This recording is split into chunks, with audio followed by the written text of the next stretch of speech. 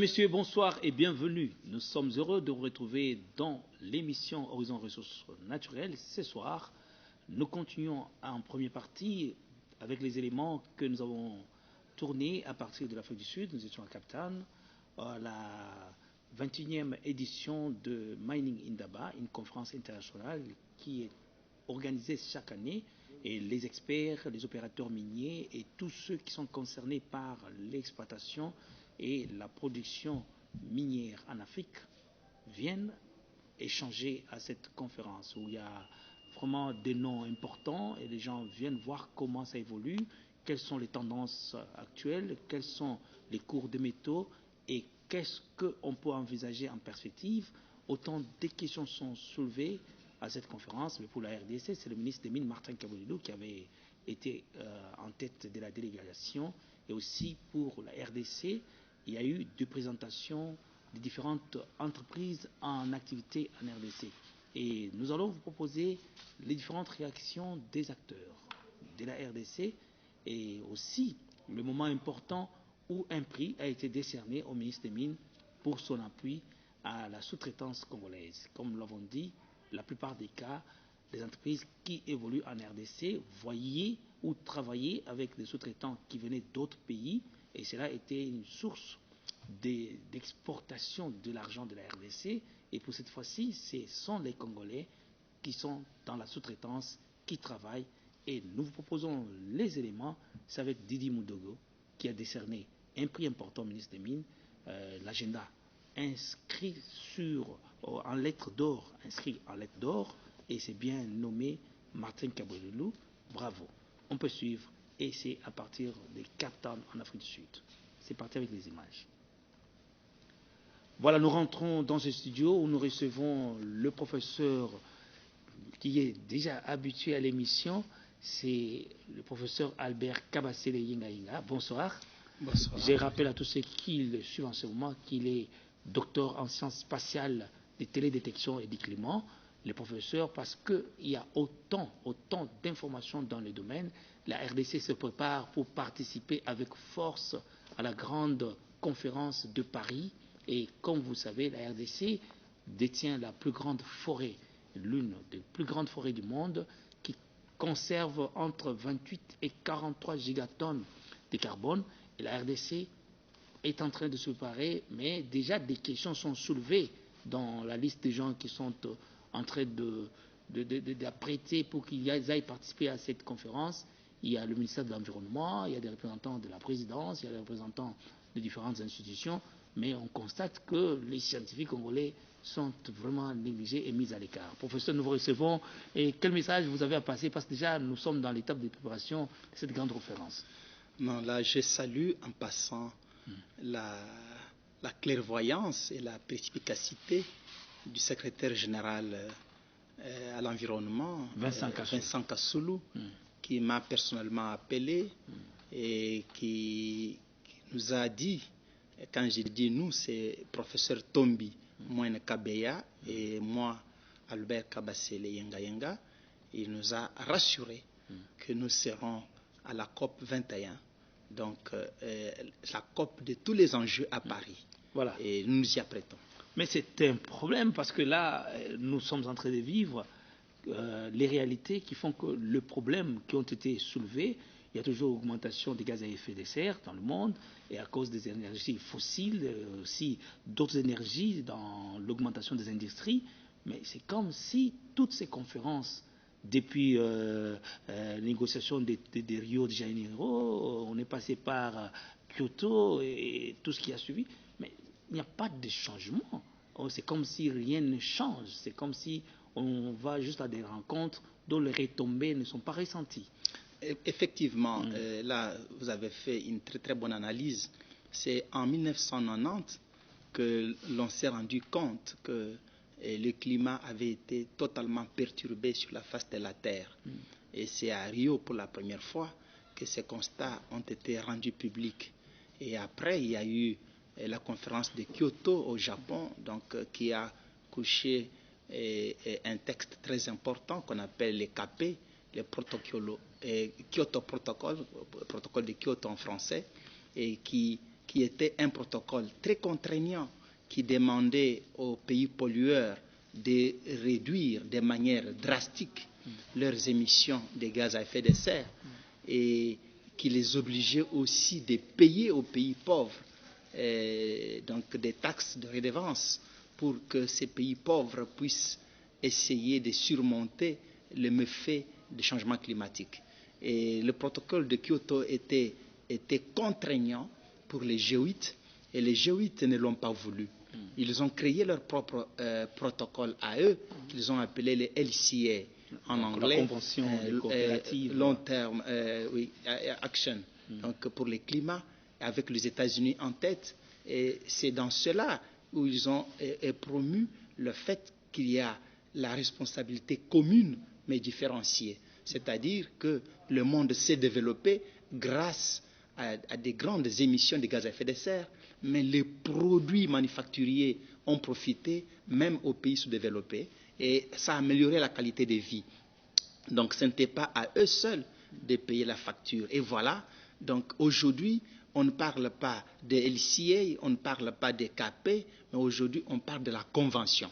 Donc on a fondu les deux textes depuis Durban et aussi depuis Qatar, et nous y étions. On a fondu les deux textes, on a créé le texte de la Convention qui essaye d'adoucir le protocole de Kyoto, mais qui n'est pas contraignant. Et c'est cela qui fait que les changements climatiques, l'augmentation des gaz à effet de serre menace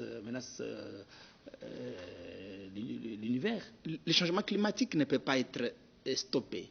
Et ceux qui pensent qu'on peut arrêter le réchauffement climatique se trompent. Donc il ne peut qu'être atténué. Et pourquoi? Parce que les braises qui engrangent de longs spectres infrarouges, donc une raie spectrale assez dangereuse qui est piégée dans ces gaz qu'on appelle des gaz à effet de serre. Ces gaz ont une durée de vie de plus ou moins 1000 ans à 4000 ans. Donc une molécule de CO2 peut garder la chaleur en espace pendant plus ou moins 1000 ans. Si aujourd'hui nous stoppons les émissions de gaz à effet de serre, nous n'aurons pas des effets immédiats, mais nous allons toujours continuer à être réchauffés par un effet d'entraînement. Et c'est dans le futur, après l'an 2100, que cela pourra porter des fruits pour revenir à la situation de l'an 1990.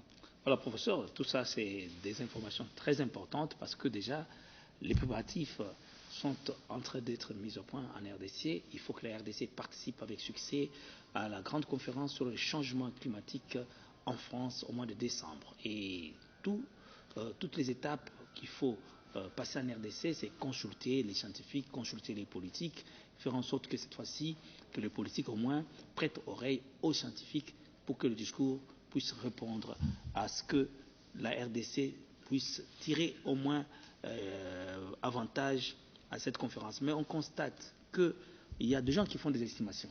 Parce que les estimations par rapport au changement climatique, à travers le monde, et de montée des mers, et autant d'éléments, vous, en tant que scientifique, qu'est-ce que vous en dites? Oui, aujourd'hui, les changements climatiques au pluriel sont une conséquence du réchauffement climatique. Et le réchauffement climatique est causé par l'augmentation des gaz à effet de serre, avec le CO2 en tête, donc le dioxyde de carbone, suivi par le CH4, donc les gaz méthane, avec d'autres gaz jusqu'au chlorofluorocarbone, le CFC, qui endommage même la couche d'ozone. Et voilà, les estimations aujourd'hui sont de l'ordre de 380 ppm, parties par million, pour un impact du réchauffement de 1,5 degré Celsius depuis l'an 2000.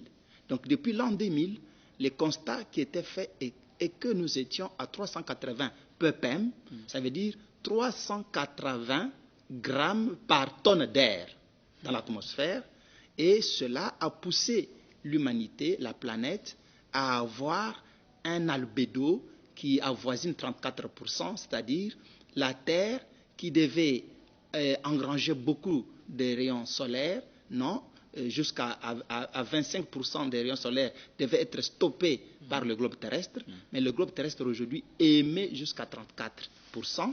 Et voilà, cela montre qu'il y a un impact de l'homme sur la Terre qui fait que le changement climatique actuel n'est pas naturel, il est lié à des effets anthropiques. Donc la main de l'homme est derrière. Voilà. Et quand on dit 1,5 degré Celsius de plus, les gens pensent que c'est peu. Mais c'est une moyenne. Par exemple, le pays de Kadhafi, la Libye atteint jusqu'à 7 degrés Celsius de plus. C'est le pays le plus frappé par le réchauffement climatique. Oui, mais pas seulement ça, parce que nous avons aujourd'hui les pays comme le Congo, notre pays, nous sommes à plus ou moins 0,5 degrés Celsius. C'est la moyenne. Donc pour tous les Congos, le réchauffement n'a pas encore atteint 1 degré de plus. Nous sommes à 0,5, 0,6, 0,7. Et ça, c'est la moyenne. Nous subissons des canicules. En milieu urbain, nous sommes déjà à 1, voire plus.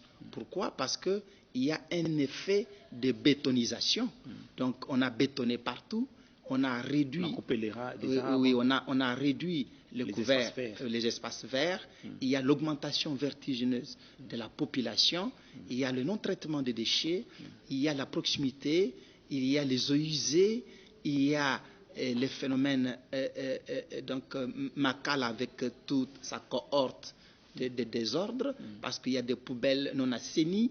Il y a donc aujourd'hui, nous avons tout pour que le climat puisse aussi monter au Congo, plus précisément dans des grandes villes comme Kinshasa, comme Lubumbashi, comme Kisangani, ainsi de suite. Ah, c'est important, mais là, nous faisons un pas, nous revenons à vous, prof, nous rentrons encore en Afrique du Sud.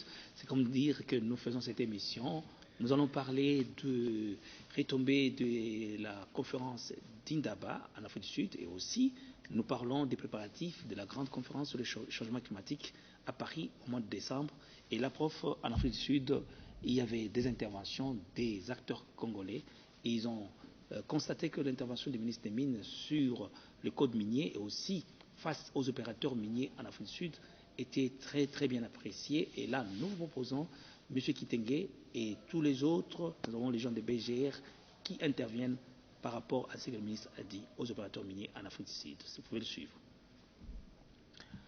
Voilà, vous avez suivi et ce n'est pas fini. Il y a aussi, toujours en Afrique du Sud, des réflexions qui ont poussé certains Congolais à estimer que la production minière, quelle que soit la fluctuation des prix, reste une production qu'il faut considérer parce qu'il y a des gisements importants et que notre cuivre peut être retrouvé même à portée de sol, c'est-à-dire qu'on n'a pas beaucoup d'efforts à produire pour creuser en profondeur. S'il faut comparer, ceux qui vont à Morinci, ils voient qu'on va jusqu'à 2000 km de profondeur de la Terre pour extraire le cuivre qui n'a que 0,5%, et qu'à Kolwezi, à Lubumbashi ou à travers certains sites du Katanga, il y a du cuivre qu'on peut avoir même à 2 ou à 3 mètres, d'autres même qui effleurent à travers le sol.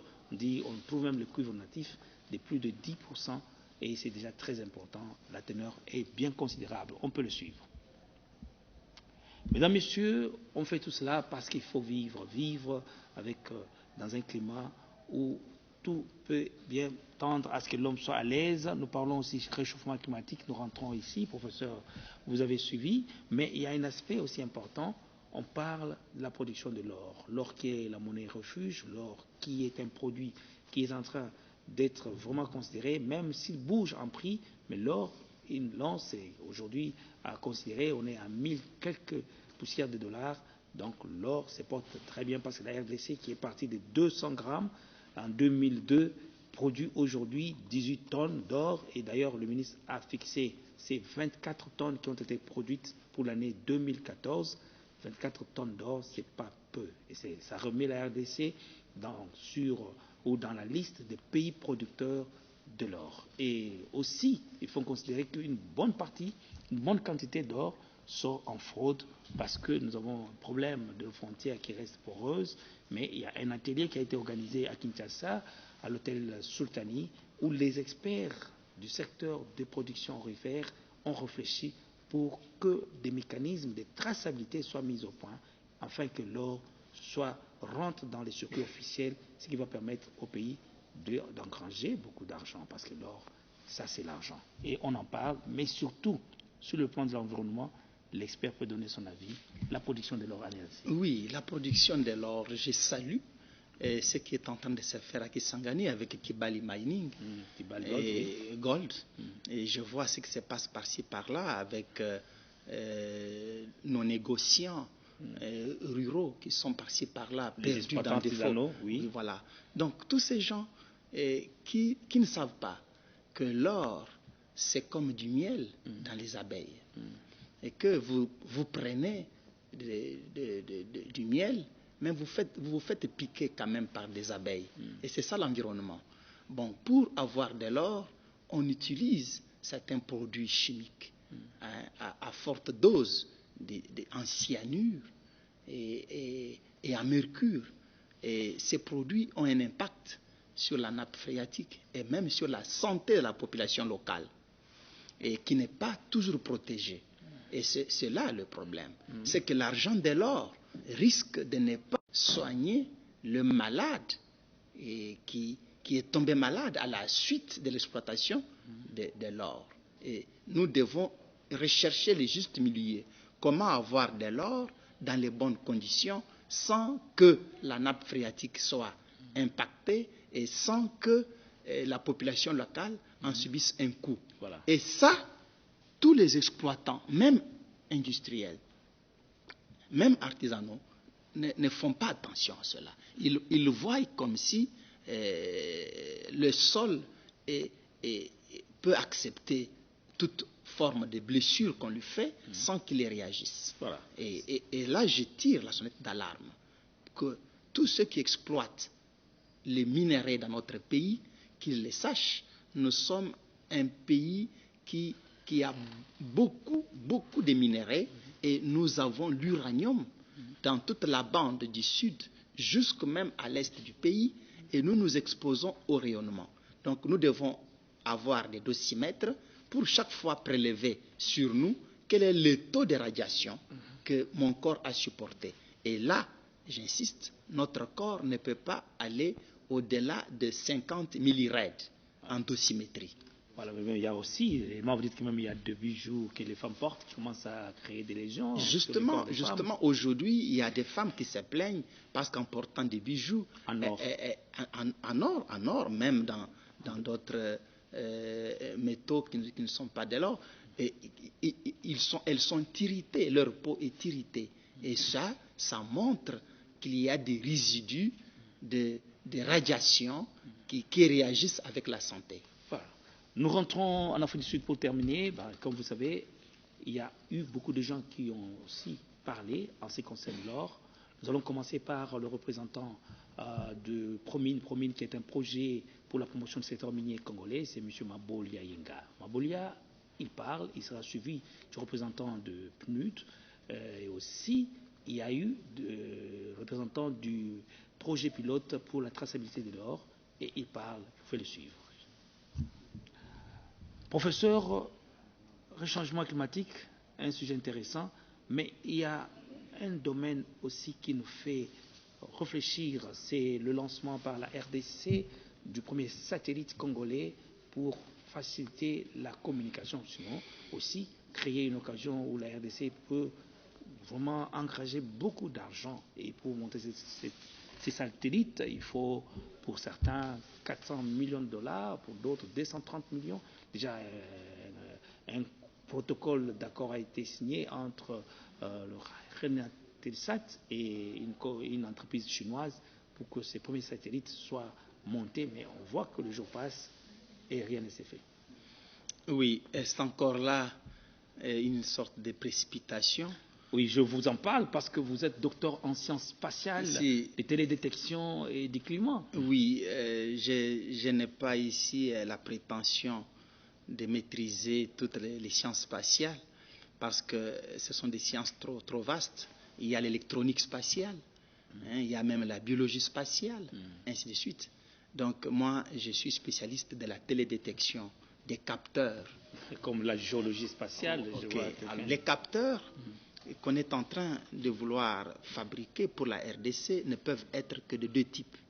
On peut fabriquer un radiomètre, c'est un capteur optique, ou on peut fabriquer un radar, et c'est cela le satellite en soi. Donc c'est un capteur radiométrique ou radar. Et si c'est un radiomètre, il est passif, et donc il analyse le spectre de lumière au passif. Et si c'est un radar, c'est un actif, donc il a son propre rayonnement qu'il analyse. Et nous avons les conditions aujourd'hui de produire un satellite. Ok, on peut faire fabriquer un satellite quelque part, chez les Chinois ou en Europe, par l'ESA ou à la NASA aux États-Unis. Donc on peut le fabriquer même à vil prix, même à $50 000. On peut avoir un capteur. Mais pour quel travail? Donc nous avons la forêt à surveiller et à aménager. Nous avons Ubangui et Kassai à contrôler comme les affluents avec le fleuve. Nous avons un sol que nous devons dont nous devons suivre son évolution, son occupation du sol par la population, l'urbanisation, ainsi de suite. Donc l'agriculture. Et nous devons savoir un satellite pourquoi. Est-ce qu'il nous faut un radiomètre ou un radar, ou les deux? Alors, quelle est la plateforme pour recueillir les données au sol? Parce que dès que le satellite est placé sur un lanceur, et encore là, nous n'avons pas de lanceur. Donc, la fusée. Il y a une différence entre une fusée et un satellite. La fusée, c'est les lanceurs, comme Ariane 5, Ariane 4, ainsi de suite. Alors, aujourd'hui, nous devons louer un espace auprès d'un lanceur pour que notre satellite, notre capteur radiométrique ou radar aille en espace. Et il y a des frais. Et après qu'il soit placé en espace, nous devons recueillir des données au sol. Et ces données viennent avec certaines erreurs. Nous devons faire des corrections radiométriques, des corrections spectrales, plusieurs corrections pour que l'image satellitaire soit utilisable. Et dans quelle projection? Donc pour cela, il nous faut une intelligence au sol, toute une agence spatiale qui suit l'évolution des données. Il y a déjà une agence avec le prof Wamba. Non, cette agence, ce n'est pas pour la communication. Moi, je parle d'une agence technologique. Donc, un récepteur des données spatiales. Et ces récepteurs, ils récupèrent les données qui viennent de l'orbite. Ces données sont parties du sol par des rayonnements visibles infrarouges et les satellites nous les renvoient et nous devons les corriger. Corriger par rapport à la courbure de la Terre, corriger par rapport à la radiométrie, corriger par rapport au spectre et faire toutes ces corrections et avoir une image exploitable. Et toutes les images ne seront pas exploitables. Oui, mais est-ce que c'est possible que la RDC lance son Donc, je pense que c'est un peu tôt. Je ne sais pas, parce que je n'ai jamais été associé à ces projets, ni de loin ni de près, mais je pense que notre collègue devait se rapprocher des professeurs qui sont dans le domaine pour que nous puissions savoir où en sommes-nous avec la plateforme au sol. Donc, les antennes de réception. Et ça, c'est un projet à part. Où en sommes-nous avec l'électronique du radiomètre ou du radar? Et quelle est sa capacité? Son rayon de balayage. On appelle ça le fauché ou la scène. Et quel sera le pixel image? Aujourd'hui, nous avons déjà des images de très très bonne résolution, même des pixels 60 cm. Donc, nous, quel sera notre pixel? Et voilà. Quelle sera notre périodicité autour de la Terre? Quel sera le domaine de prédilection pour ces satellites-là? Et ça sera pour la sécurité, pour les eaux et forêts, pour les mines, pour l'urbanisation, ou pour le climat. Donc, bref, nous devons choisir. Et tout cela, ça va orienter les études. Oui, et quel est le choix du lanceur? On va lancer avec ESA, avec Ariane, ou aux États-Unis maintenant, ils ont des lanceurs privés. en RDC. On ne peut pas monter les lanceurs en RDC.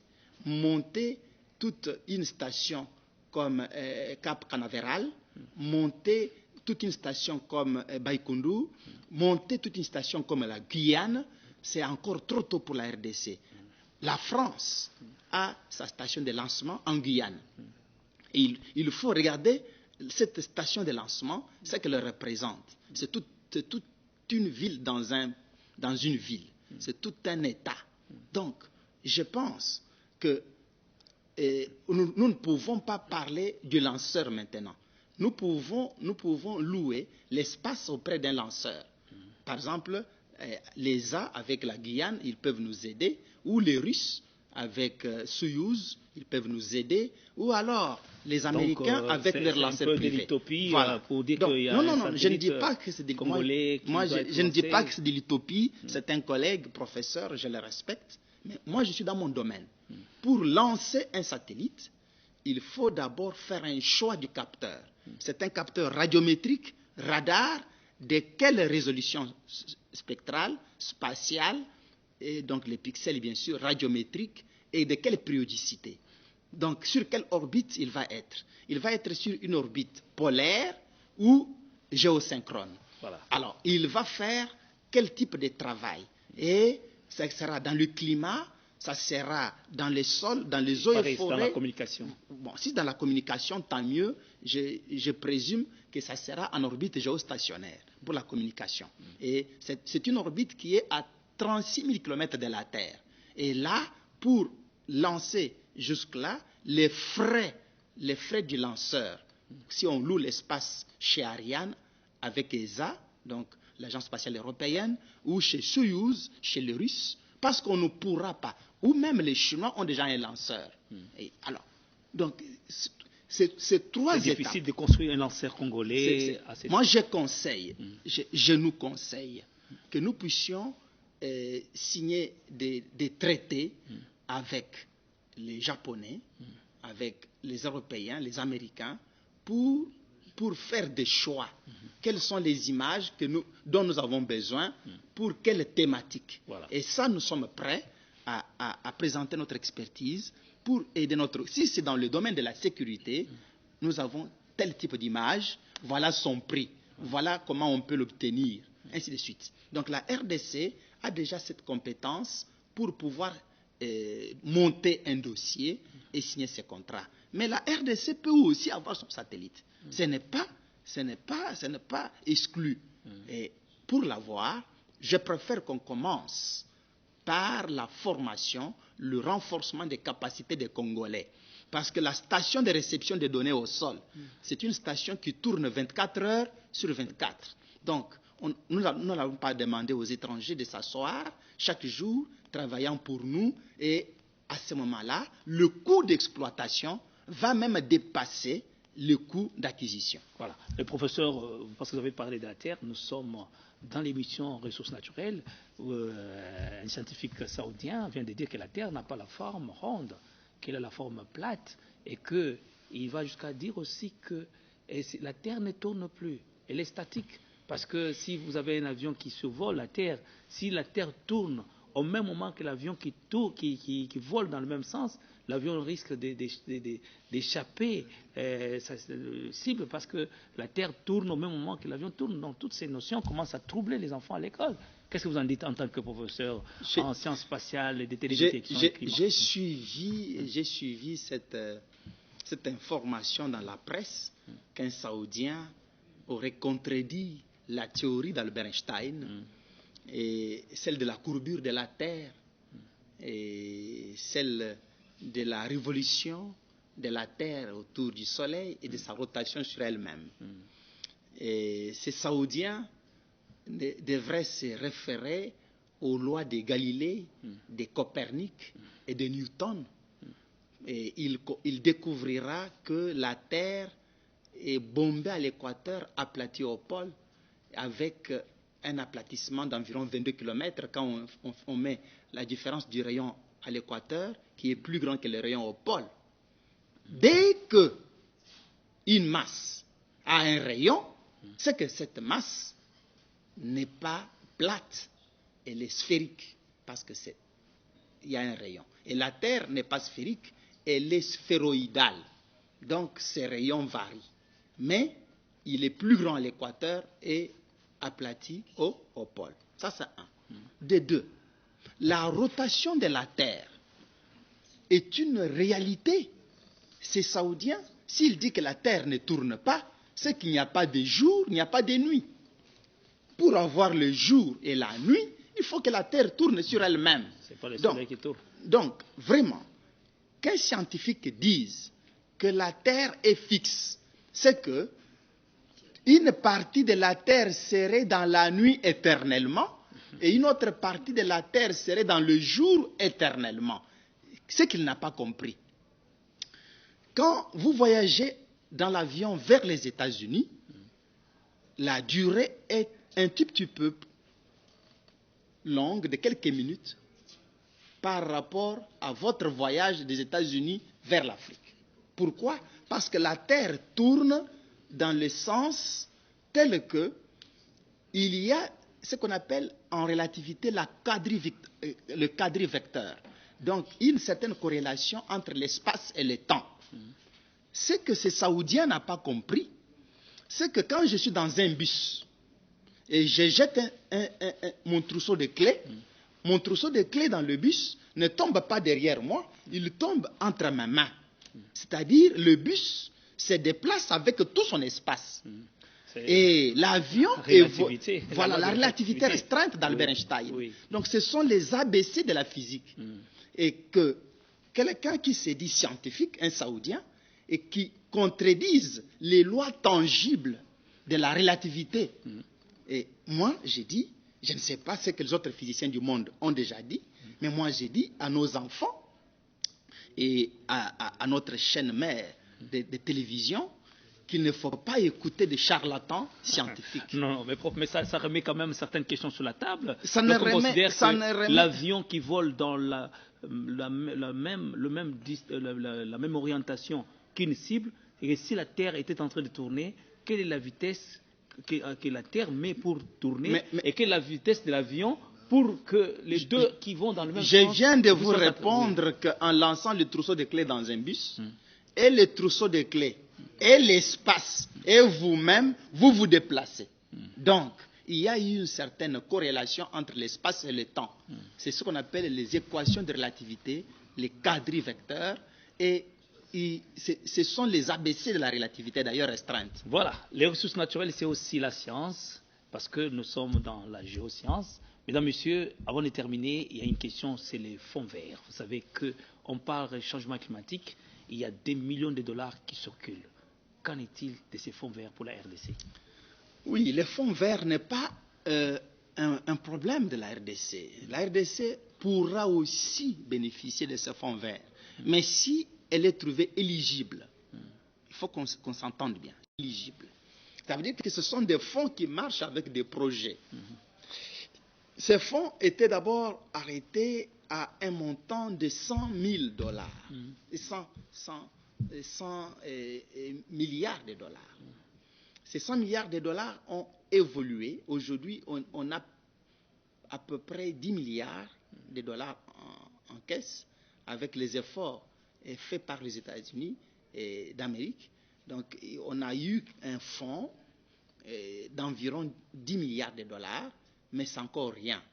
Par rapport aux besoins de Paris, la COP 21, nous devons avoir dans des caisses pas moins de 200 milliards de dollars. Ces 200 milliards de dollars vont participer au projet suivant. 1. Le projet d'atténuation. C'est-à-dire, on ne peut pas stopper le changement climatique, mais on peut l'atténuer.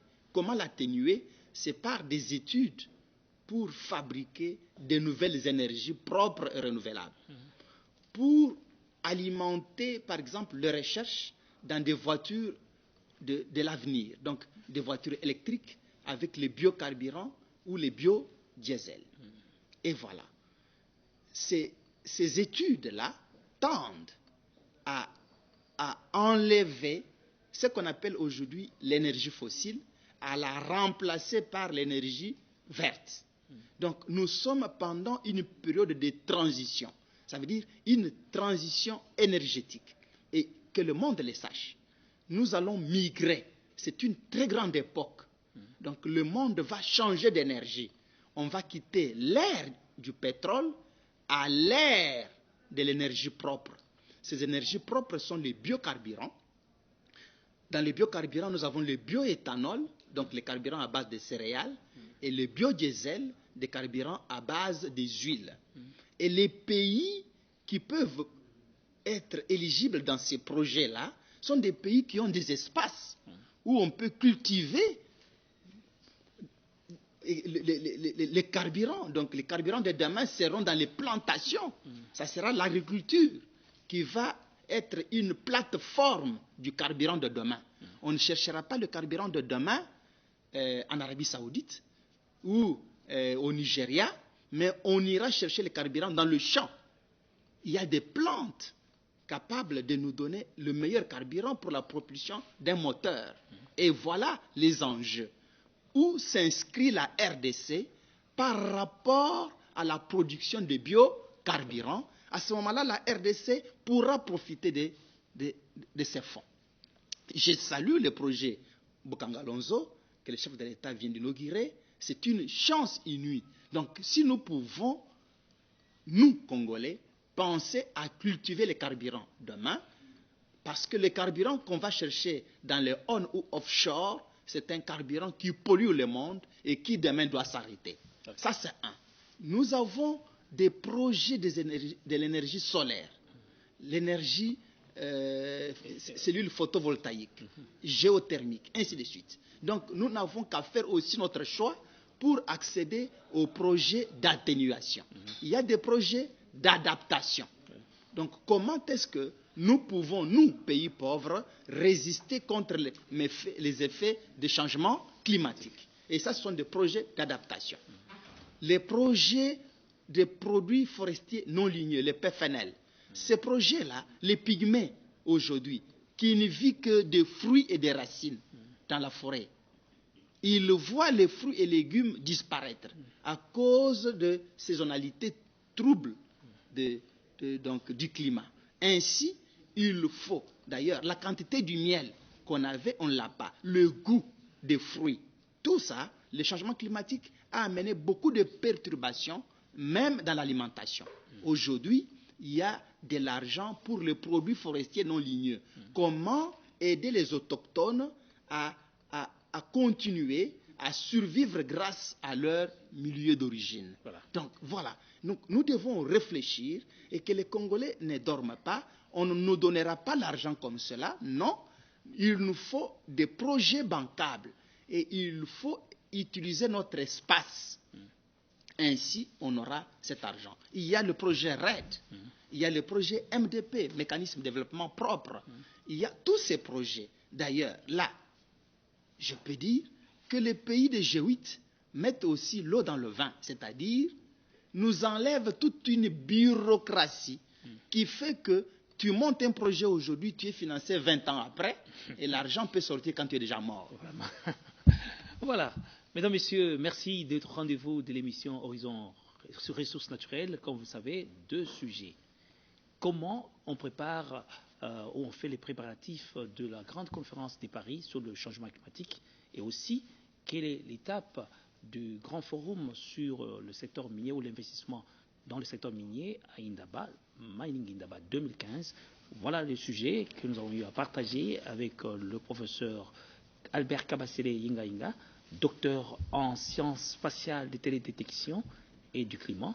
Et nous vous remercions parce que vous avez partagé cette émission avec nous. Vous avez été avec nous dès le début jusqu'à ce moment où nous la terminons. Et nous fixons rendez-vous pour un autre numéro. Et docteur, merci d'avoir été avec nous. Merci. Et aussi, nous disons qu'il y a quelqu'un qui nous a été très fidèle, c'est M. Patrice Milambo Pati, qui nous suit du Canada, qui a partagé avec nous cette émission. Et à tous, nous fixons rendez-vous pour un autre numéro le dimanche prochain. Bonsoir et au revoir.